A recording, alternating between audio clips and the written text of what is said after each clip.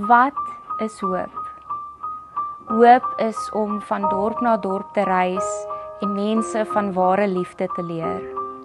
Dit is om die wat deur die samelewing uitgeskuif is, juis nader te roep.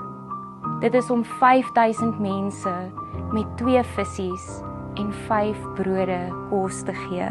Dit is om iemand te red wanneer die storms om hulle woed en die water van alle kante afkom en hulle besig is om te sink. Maar bo alles, ware hoop is om te ly en aan 'n kruis te sterf vir die wêreld se sondes, om na 3 dae weer op te staan. Hoop is die ewige lewe wat ons as gevolg van al hierdie gebeure ontvang het. Wat is hoop?